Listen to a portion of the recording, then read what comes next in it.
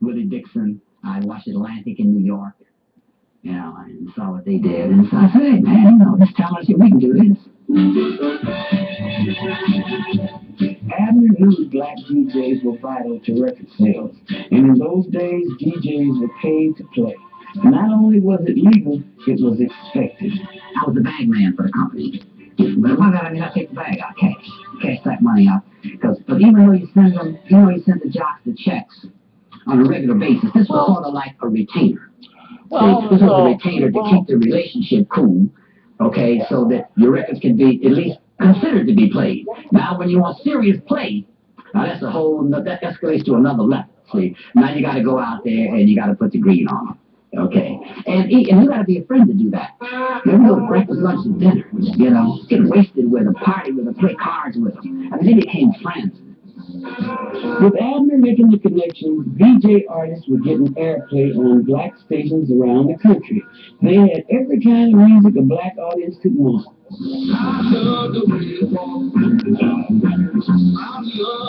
From the blues of John Lee Hooker, the doo-wop hits of the Magnificents and the Eldorado.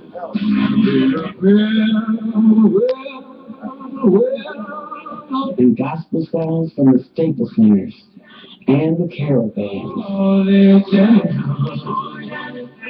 Record sales soared, and so did black businesses along Record Road. Despite racial barriers and segregation, Record Road was a rare place where black entrepreneurs could grab a piece of the American dream. With the creation of Record Road came the creation of many new opportunities for black professionals. Black professional musicians, accountants, businessmen, entrepreneurs. The Leader brothers, for example, formed the United Distributors. United Record Distributors started up when DJ Al Benson gave a loan to his nephews, Ernie and George Leader, two ambitious brothers from Mississippi. United Record Distributors was the first and only black independent record distributor in the United States. They focused on black music and hired black personnel to ship and promote records to black DJs across the country, giving them a competitive edge against other distributors. It also made the other distributors hire black salesmen, promotion men that were not involved, because as we were going to the VONs and the other radio stations, and they said, well, how come y'all can't have folks that look like the folks that come from United? Remember now, this was the only black distributorship in Chicago. And we were, proud of them. I mean, they were there with the big boys and holding their own. Record Road provided role models. I'm sure no one quite looked at it in that way at that time, but it did send a signal that black entrepreneurship can work. The rhythm and blues industry on Record Road was born out of segregation, just like the race film industry of the 1930s, which reflected black life, and the Negro baseball leagues that gave blacks their own national pastime. But there was an important difference. These entertainments were confined to black communities. But rhythm and blues music was on the radio, and the airwaves carried it across America's color lines. A few white DJs even began playing the music, like Alan Freed, who called it rock and roll to make it more acceptable to the parents of white teenagers. You women have heard of your lives, you heard the noise they made. But call it rock and roll or rhythm and blues, it was still black music, and segregationists campaigned to stop it. We've set up a 20-man committee to do away with this program-listed nigger rock and roll bop. The protest about the music had more to do with the social policies of the South, of keeping the races apart, and at the same time keeping this black, so-called black influence out of the community. The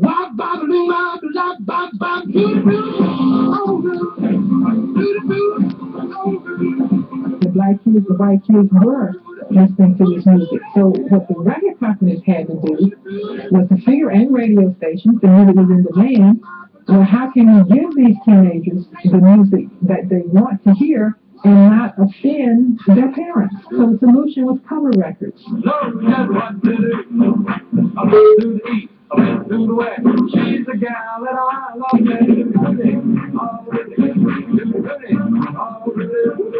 Our music was made acceptable to the general market by these white artists covering it, because the radio stations would not play the black artists playing the record.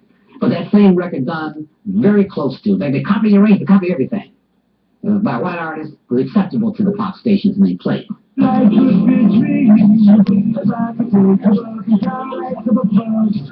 you will tell me I'm the only one that you love, like to be a great sweetheart.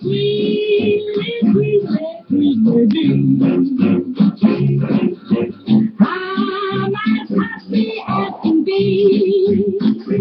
We had jokes every time that Laverne Baker would do a song. Georgie Gibbs over here would cover it immediately, do the same song, and Laverne would sell to the black market X number, you know, and Georgie would sell to the white market X to the 10th power or something. A lot of stations wouldn't play Laverne Baker. They would play the cover versions by Georgie Gibbs or Pat Boone or whoever was doing it. That was, it's a big stink about nothing. And the truth of the music eventually came through. The real artists got their due. Usually when people are not personally affected by an injury, they have a tendency to think in terms of the injury not being so great. The Spanish, for instance, record a song called Good Night, Sweetheart, Goodbye. Sell 500,000 copies, basically in the black community. The McGuire sisters, who records the same song, sells 2 or 3 million copies. It's about money. And when you are denied access to a market based on the color of your skin, that becomes personal. It no longer becomes much to do about nothing.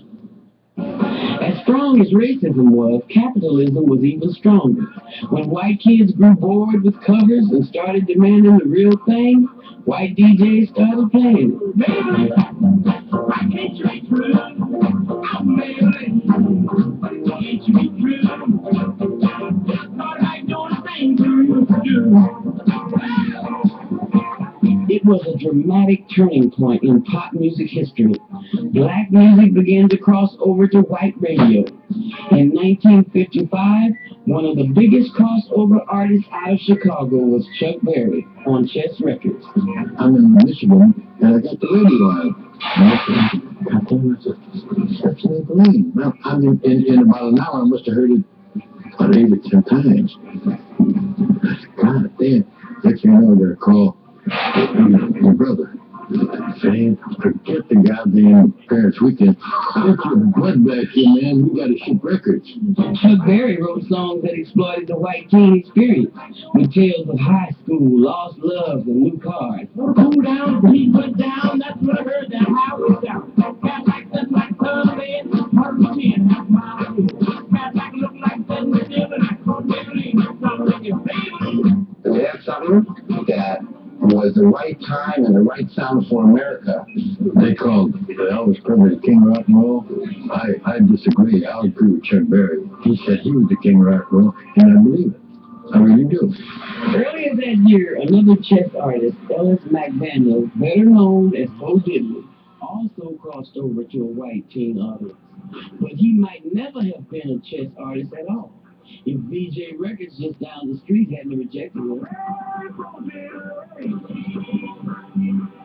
They wasn't interested because I was playing something different and something they never heard before.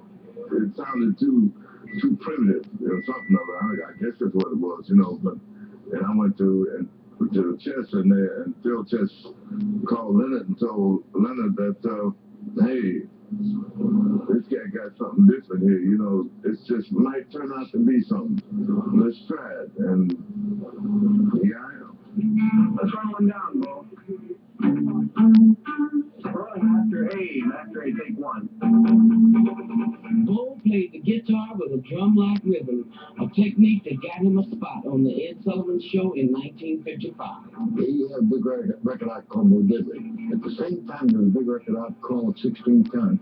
Now, this big honcho, what's in something? What's Bud Diddley to do? 16-ton. And I'm not goddamn saying, I don't know about no 16-ton. I'm supposed to be playing my hit song, you know what I'm saying? Not 16 tons. Why you got 16 tons? You know, he don't know Bud Diddley from Adam, man. I mean, he never listened to that. He gets up there and he waits till you 16 ton and he does Bud Diddley.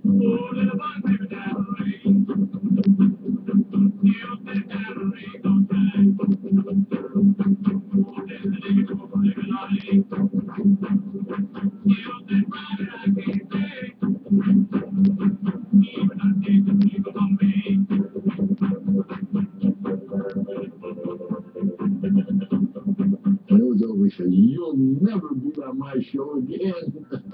Bo didn't have to be on Sullivan's show again. That one appearance was enough to make him a million seller and put Chess Records on the map.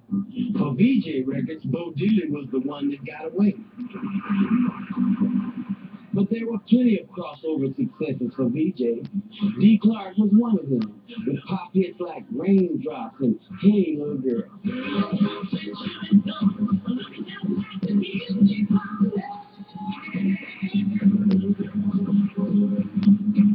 He has an amazing voice, a clear, tenor, penetrating voice, and he just sings right off.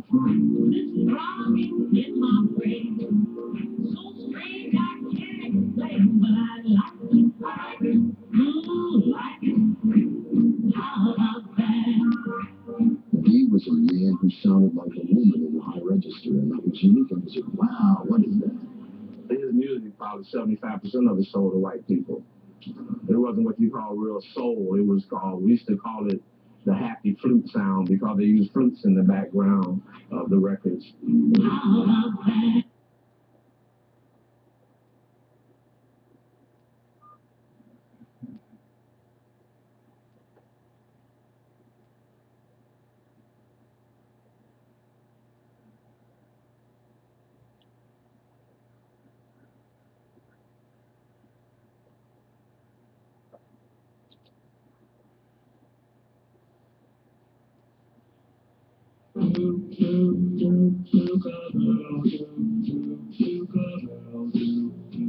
In 1962, two independent producers, Bill Bunky Shepherd and Carl Davis, brought a song and a singer to VJ.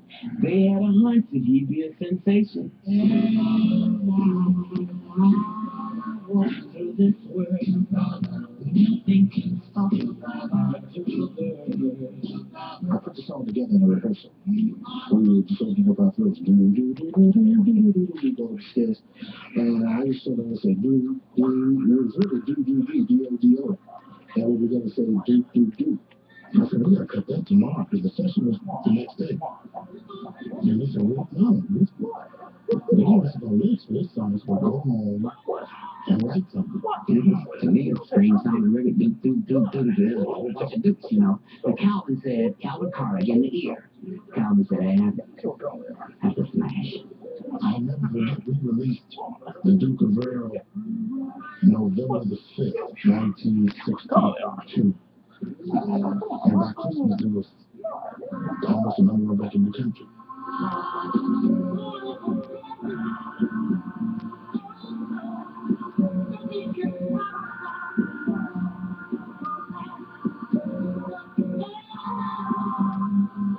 The Duke of Earl sold over 1 million copies and helped make VJ one of the most successful R&B labels in the country. But for Abner, it wasn't enough. He wanted VJ to tap the dollars of the white pop market. To do that, the label would need more than crossover music. Racism was a fact of life that existed, and segregation, all that kind of stuff. So what? I mean, I hate it, and it's bad, and it's wrong, and it's immoral, and all that kind of stuff, but I gotta move. We had white guys that worked for us that did promotion in the South. We had Red Short did promotion for us on the East Coast. Whatever it took to get whatever we needed, I'd hire it. I didn't see any reason why VJ shouldn't be what we call a full line label. Jazz, blues, spiritual, country and western, pop. I thought we could do it, and we set about doing it. And they did. VJ had one of the biggest hits in jazz history with Eddie Harris's Exodus to Jazz. And in 1962, Adley put VJ on the map in the pop market. VJ launched the Four Seasons.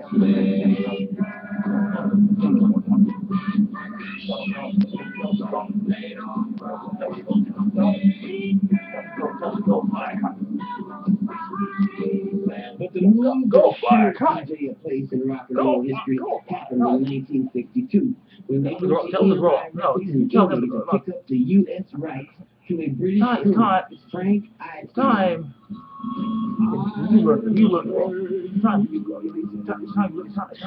of the deal, EMI created a group that was popular in England, but virtually unknown in America. Once again, it was a story of one record company picking up a group that another company turned down. EMI first offered the Beatles to its own American subsidiary, Capitol Records. But if Capitol wanted, then EMI Street pedaled. So Capitol, for some reason or another, whoever was in charge at that time, said, I don't like this stuff, no. And so I said, okay, let's go for it. The Beatles were hot in Europe, but their first American single, Please Please Me, didn't even crack the top 100 in the U.S. So after one more disappointing single, in the spring of '63, VJ put their plans for the Beatles along with the rest of the master tapes on the shelf. As the '60s arrived, R&B began to embrace the sounds of the black church and turn away from the blues. It was music we would later call soul.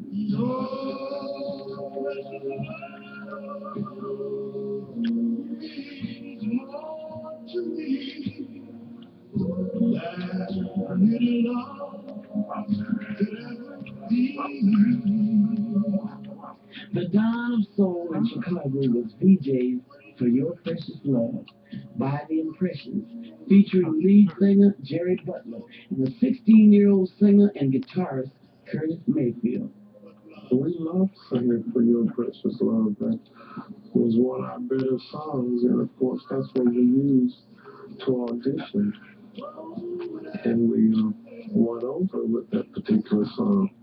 Curtis became the most prolific songwriter of the Chicago soul era, but it was Jerry Butler who wrote the lyrics to For Your Precious Love. Rolling Stone magazine said that our recording of For Your Precious Love kind of ushered in what people later became to know as soul music. That there was this wonderful marriage of the street and the church, the secular and the spiritual.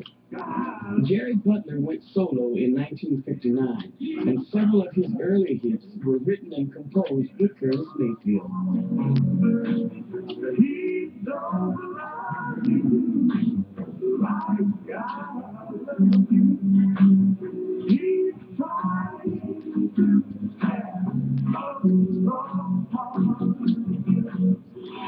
With Jerry Butler gone, Curtis took over the Impressions, and with Fred Cash and Sam Gooden, the group blended mellow R&B harmonies and black gospel styles. The result was silky smooth soul.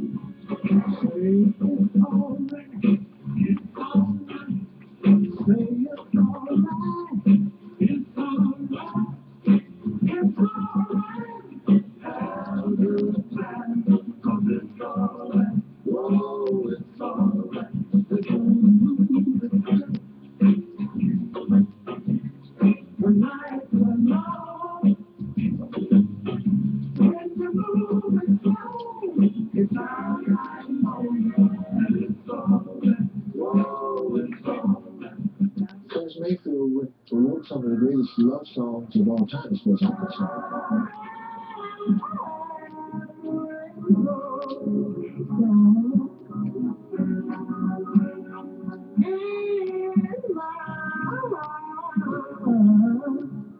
My favorite Curtis Mayfield song is Rainbow.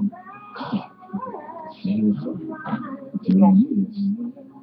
And I have the same feeling. It drives me into the same world of ecstasy. I'm trying to do something to about that.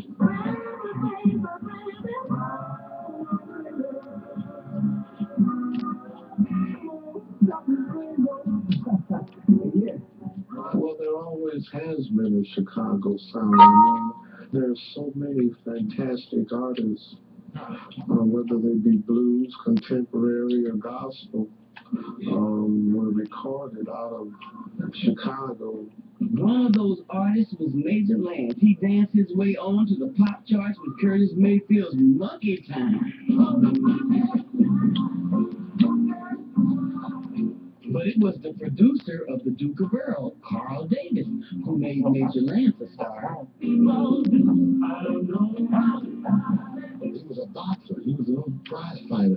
He could dance, and he had moves you wouldn't believe. But Major was not the world's greatest singer. So what we did was we got the impressions, which was Fred, Sam, and Curtis, and they did the background. And there were spots that Major was weak at. We had the background do the lead with him. When you look at the guys who were part of the Chicago music scene, Carl Davis as a producer, no recognition whatsoever, but I don't know if there was anybody from that era, 60s and 70s, that could go any deeper in terms of knowledge of record production and sticks. From the mid-1960s through the early 70s, Carl Davis headed up Brunswick Records and pumped out hits with artists like the Shylights. Brunswick was part of a soul music explosion out of the city. Black teenagers danced to music from Chicago companies with names as upbeat as their sounds. OK, Wonderful, Marvelous, Constellation, Mercury, ABC Paramount, Chess, and Curtin. While these labels and others competed for Black America's attention, a label out of Detroit stepped up to steal the show.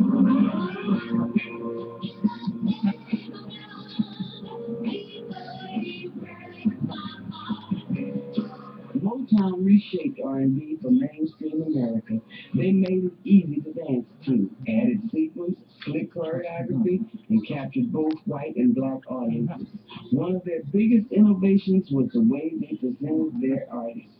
Teaching the artists how to walk, talk, dress, perform, everything else.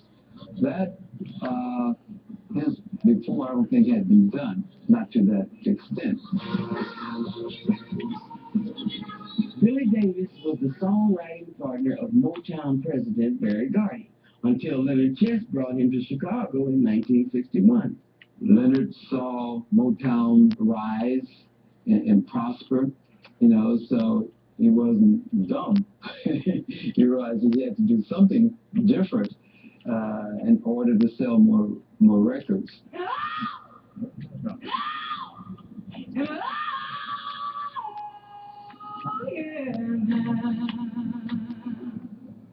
Davis left the slick pop sound of Detroit behind and went to work with Chicago artists, steeped in gospel and rough-edge rhythm and blues. At Chess, he found artists like Sugar Pie DeSanto, Millie Collier, Minnie Riperton, and me, Eddie James.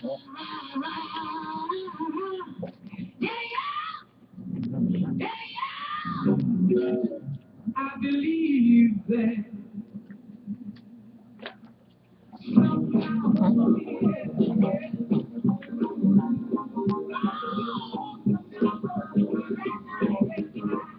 I looked at her because she was pre-Aretha, a great voice with a great soul, great heart.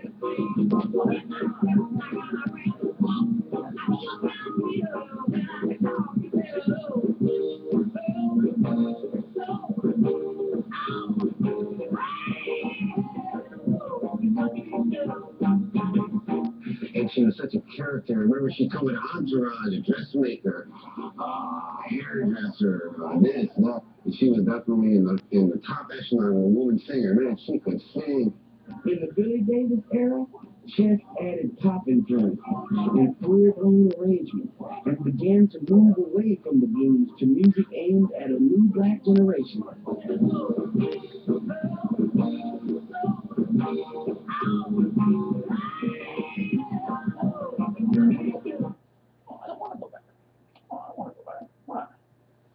don't want to go back. I don't want to go back. I don't want to go back. I don't want to go back. No. I'm not going back. No. No, we're not going back. We don't want to go back. We can't help that. That's not our problem. Not true. It's not my problem.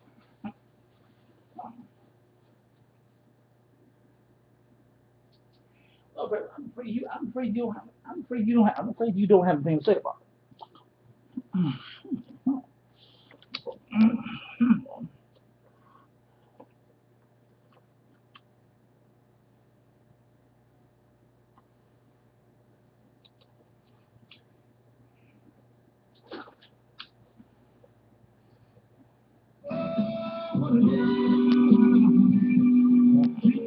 One act that found success with the label's new R&B sound started out as a doo-wop group, The Jails.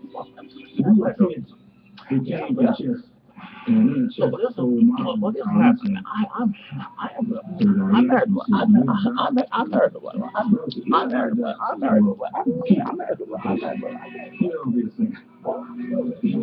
one time we just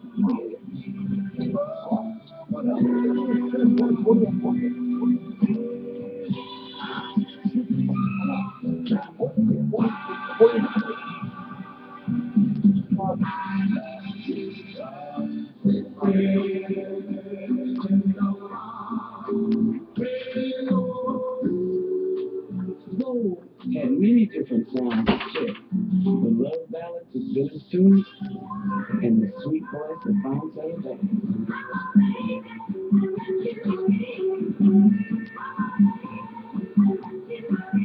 A lot of people thought Rescue for years was a Motown sound because it was so up. But it was really the Chicago sound. And we used to argue about the Motown and the Chicago and the Motown and the Chicago, you know. So we both stole from one another, so. Rescue Me was so big that it topped the pop charts and the R&B chart. But crossover success never sidetracked Leonard Chess from his main focus, the black audience. The Black Giant.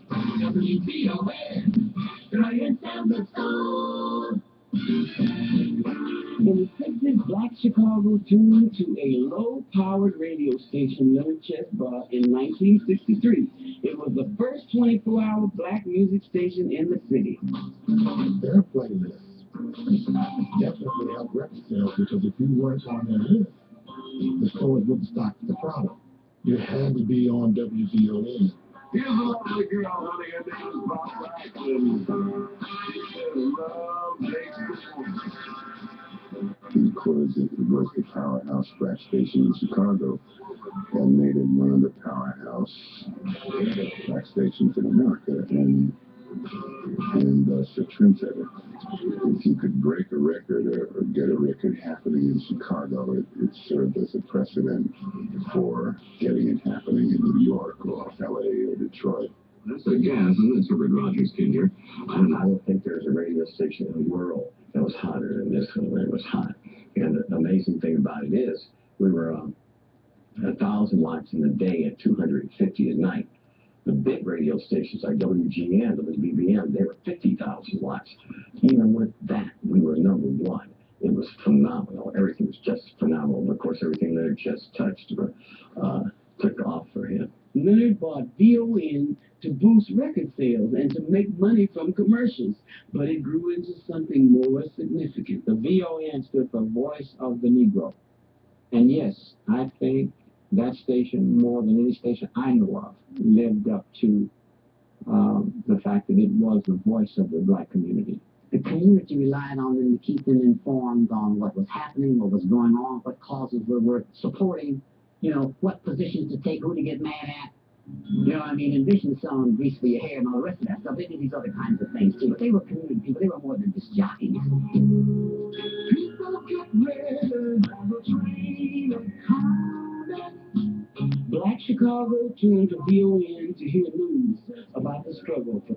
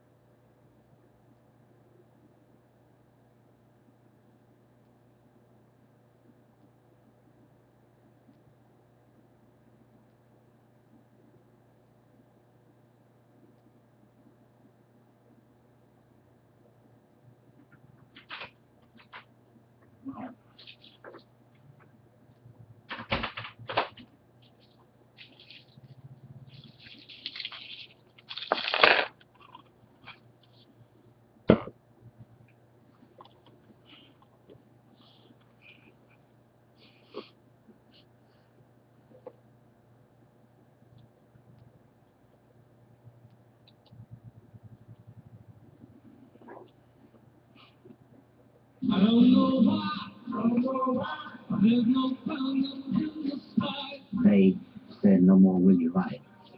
And I said, if I can't run it, I can't be here. And so it wasn't a friendly party. DJ reorganized with a new president, a former promotion man, Randy Wood. In the transition, a gold mine slipped through the cracks.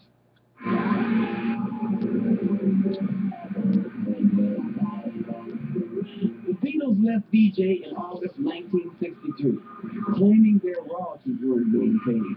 By January of '64, they signed with Capitol Records, the label that had turned them down a year earlier. That same month, their popularity exploded. But DJ still had the master tapes to 15 songs, and they believed they had the right to release them, so they did. Capitol Records sued. DJ didn't have the money to fight a long, drawn-out legal battle, so they settled. The label could continue to release its Beatles songs, but only till the end of the year. The Beatles made DJ one of the highest-grossing record labels in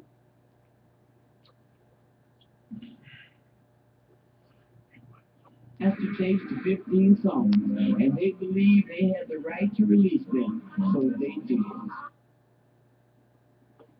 Capitol Records sued. DJ didn't have the money to fight a long, drawn-out legal battle, so they settled. The label could continue to release its Beatles songs, but only till the end of the year. The Beatles made DJ one of the highest-grossing record labels in the nation. The company felt ready to take its place alongside the majors and moved its offices to Hollywood.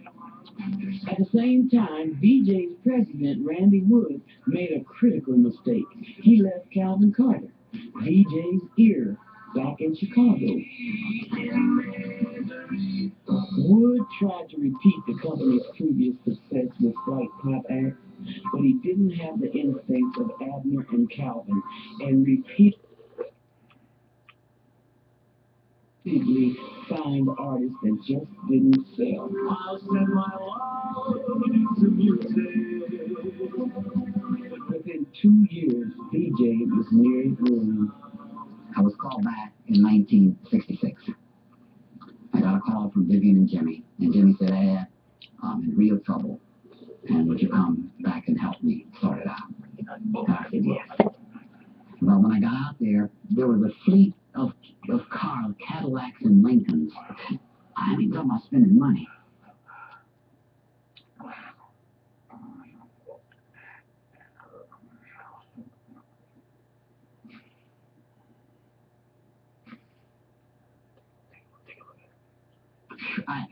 It was just going through the records, which is amazing to me. You know, it was amazing to me, and it was gone, and the people, and the folks. Yes, I was really angry. People were gone. Abner was desperate, so he moved the company back to Chicago. He felt the label had one last chance. The Four Seasons still owed DJ an album. But the deal was, I couldn't listen to the album. I just had to take it sight unseen. I could take it without listening to it. Okay. And I said,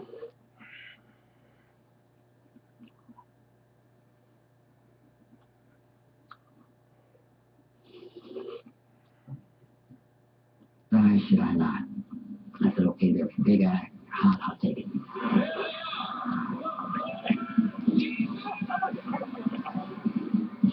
What they gave me was a live album. The songs that were done before. But it was not the kind of album that was going to generate the kind of money that we needed. The label owed $1 million in back taxes. DJ went bankrupt.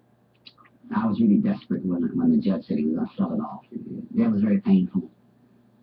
That was one of the darkest, most unhappiest days of my life. A few years later, Abner landed at Motown. Eventually, he became president of the company. Vivian went back home to Gary, Indiana, and took a job as a gospel DJ. Jimmy tried to start another label, but it failed. Calvin Carter continued to produce records, but never again matched the success he had at DJ. For those of us in the community, you know, They were our champions. They were the best. And we made the best records. And we had the best music. And we gave the best parties. And I mean, it was the best. Chicago's R&B labels pumped out hits long after VJ was gone. But as their success increased, so did the competition from corporate America. When the labels started to smell money in R&B, in black music, they began producing it and using their big bankrolls, buying masters for much more money than we would. And they had promotion and teams of them. They would get their records on black radio. So the more of their records that went on, the less room there was for the small independent labels. In 1969, Chess Records, the flagship of Record Row, was sold to an audio tape company. Time marched on. People all over the country and all over the world began making R&B music, and it just eluded. And the pioneers began to die or lose interest, or they got rich, or they got broke. My brother was tired. He was tired, and I could see it. Leonard's death in 1969 foreshadowed the fate of Record Row. One by one, they began to shut their doors. First the Leonards, then the new owners of Chess. In the mid-1970s, the last R&B company on South Michigan Avenue closed its doors. The vibrant... Well, it was nice. It was nice work. It was nice work. About it. The recording industry on Record Row was gone, and with it, an R&B community that drove the sound of the black experience across the color lines, changing the world of music forever. You stay, darling. A record is your footprint in time, it's your footprint in sand, and these artists have got some magnificent ones. And that's a piece of a guy or a girl's life. And that's their best effort. Their best effort. And we were able to put it out there, make it available to those people.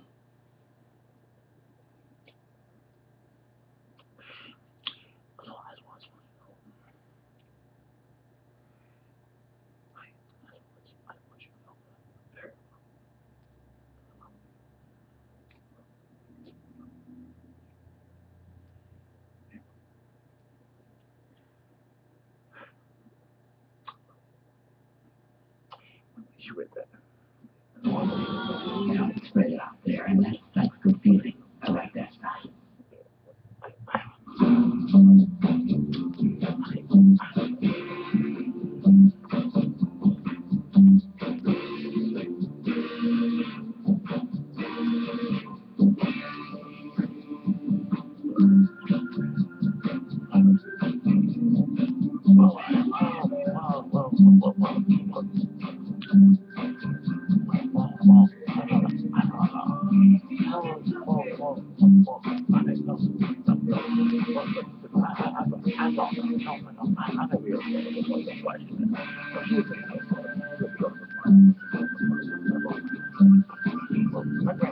My grandmother. My grandmother.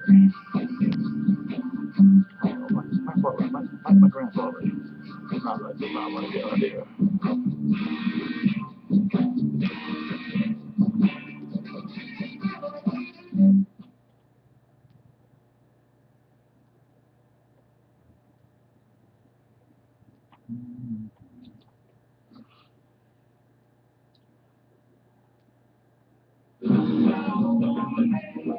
Rhythm and Blues, Chicago. It was blues. It was rock and roll.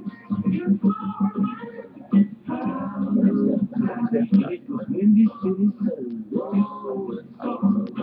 On a musical mile in Chicago, independent record companies pumped out hits that made America dance. Different sound. The world loves something different. It's amazing that this is black music and running black entrepreneurs in it. We tried to set the standard for what black people should do in record business. We had the best music, and we gave the best parties. It was the best. It was the dawn of rhythm and blues, and on one Chicago street, R&B history was made.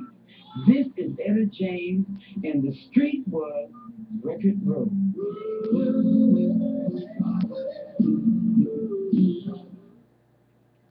Major funding for Record Row, Cradle of Rhythm and Blues, was provided by the Corporation for Public Broadcasting.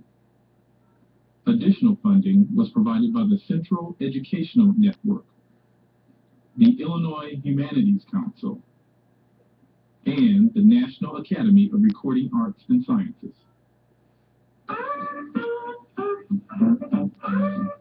Black Chicago. In the 1950s, it was booming. 800,000 African Americans called the Windy City home, and 2,000 more black folk arrived from the South every week. They came for jobs in northern factories and steel mills. They came for a chance at a better life. And in Chicago, they found so many ways to enjoy themselves. In Southside nightclubs and beer joints, they danced to live music and to records spinning on the jukebox. But to hear this music over the airwaves, black Chicagoans tuned their radio to one voice. Now it's time for your old friend and swingmaster, Al Benson. Thank you. And good morning, ladies and gentlemen. Here I am, all ready and all set to bring to you 30 minutes of red hot, beat me down, bring up spring tunes of today. And now it's on with the show.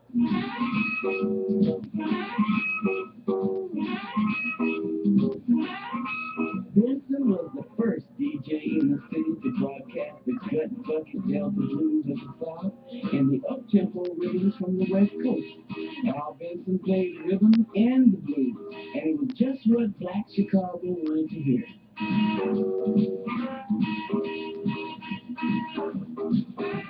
With Benson playing the music and blacks earning more money, sales of R&B records soared.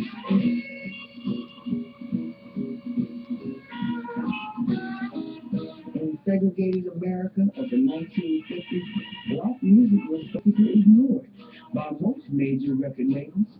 Only a handful of small companies made records for black consumers. But as the demand for black music grew, dozens of independent record companies sprang up to cash in on a new market. Chicago was soon buzzing, with companies recording rhythm and blues.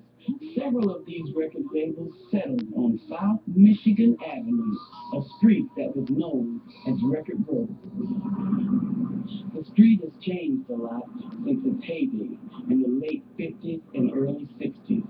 Tattered buildings, small businesses, and parking lots hide Record Road's former glory, when it was home to 17 record distributors and a half a dozen record labels with names like Chip, Wonderful, Champ, King, Constellation, Brunswick, and BJ.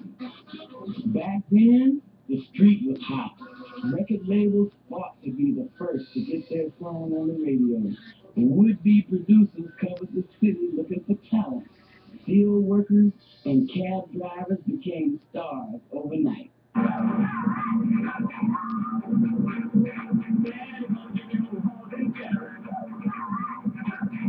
There was such an abundance of excitement that was created in this little area between Roosevelt Road and 22nd Street. Everyone knew everyone. We all ate at the same restaurant, Pat's Restaurant in the New Michigan Hotel. Many times a guy would start at one end trying to sell you his song and master and work his way up. Sometimes they'd sell it 2 or 3 times and be laughing all the time. Back in those days, you could hit every major company in the world in 2 blocks. It was unbelievable. And you could walk down one side and up the other, and you'd run into somebody with a hit record in the back pocket. The music that drove Record Road was mostly black music, written and performed by black artists. But most of the power was in the hands of white record men like Leonard and Phil Chess, 2 of the most loved, hated, and influential men in the black music industry. They came over from Poland with their family in 1928. My dad had a junkyard on 29th and State Street. And my brother used to go and help him during the summer and on Saturdays. Right back to the little run-down shack, there was a church. And when they get in the groove on a Saturday or Sunday, start clapping their hands, man, you'd stand there and you could help them. But jump to music. That's when we first heard the music. In 1945, the Chess Brothers owned a nightclub for blacks called the Macomber Lounge. They hired musicians to entertain the crowd with jazz and urban blues. Blacks crowded these clubs for the nightlife and the music. Leonard and Phil saw an opportunity. There weren't many recordings of these musicians, so they quit the bar business and became record men, and started up a relationship with DJ Al Benson. Al Benson would play a record 4 times in a row and took care of him, right? And you had instant reaction. He was the first with a major black listening audience. Major, because that's the only place they could hear it. I went down to Eli to get my pistol out of bomb. Many blues artists were unskilled laborers by day and bluesmen by night. They brought their harmonicas and guitars from the South and amplified them, creating a new sound, urban blues.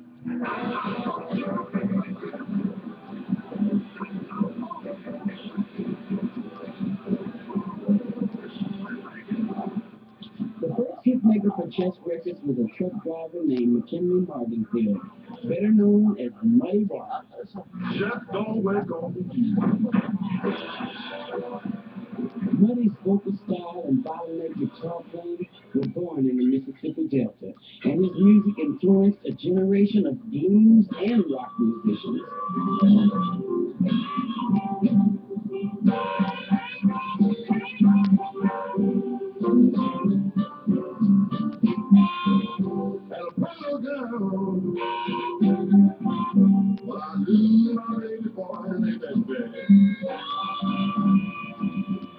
Muddy Waters, along with the Chess Records, invented that amplified harmonica in guitar here in Chicago. Muddy was Chess Records. To me, it was Chess Records. It was the foundation.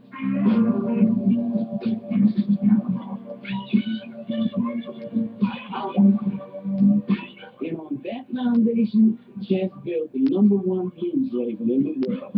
Their artists were legendary: Hollywood, Little Walter, Sonny Boy Williamson, and Jimmy Rogers. The Chess Brothers were equal partners in the company, but it was Leonard who was the driving force. He was a sharp businessman with a streetwise personality and a hot temper that spared no one, not even his own son. I went to ask him when I first started working there what my job was. He got really mad at me. Are you asking me that? What you mean is your job? And when you're ready, I'll let you do something. You just gotta watch me. You watch me eat, you watch me drive, you watch me talk. That's what he said. He got mad that I asked him. Leonard and Phil Chess knew the music, but they weren't of the music. So in 1951, Leonard hired bass player Willie Dixon to help out in the studio. When my baby kissed me, and she squeezed me tight, she looked me in the eyes and said, "Everything's all right." I get nervous. Willie Dixon soon became producer, talent scout, and songwriter for the label. His music propelled the careers of many blues artists and helped Chess and Chicago become a magnet for blues musicians. At one point in time, Chicago was the capital of the world in blues. You can ask the Rolling Stones or the Claptons or whoever came here. The blues is a basic backbone of just about every form of popular music there is in this country. When I was a young boy, at the age of 5, Chicago has produced everybody that sang the arts. So I must say that those guys, Howlin' Wolf, Muddy, and John Lee, the greats, the gents. Always, I always got the feeling that they looked upon us as the little seeds they planted that would come on. I have lots of fun. Rolling Stone. As unique and important as chess was, there was another company just 6 blocks down the street that also made history, VJ Records, the most financially successful black-owned record company before Motown.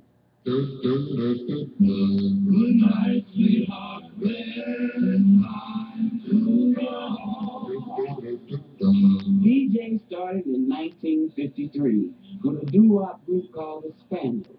Their catalog covered blues, jazz, gospel, R&B, and rock and roll. In fact, VJ was the first American company to sign the deal.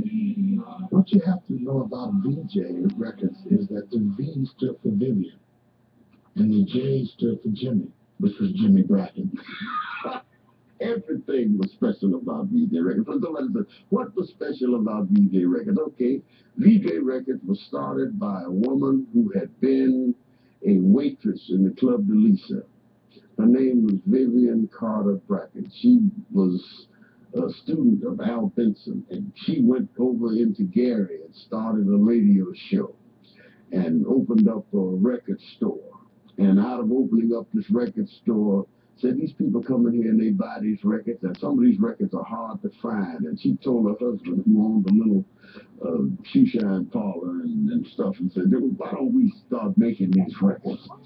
So Vivian and her husband, Jimmy Bracken, took a $500 loan from a pawn shop and built a multi-million-dollar business.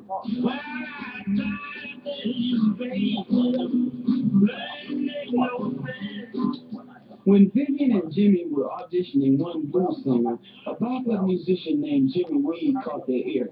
They asked him if he'd written any songs, and Jimmy said no, but I've made up a few. Jimmy Reed became the label's top blues man and helped VJ give Chet a run for its money in the blues market.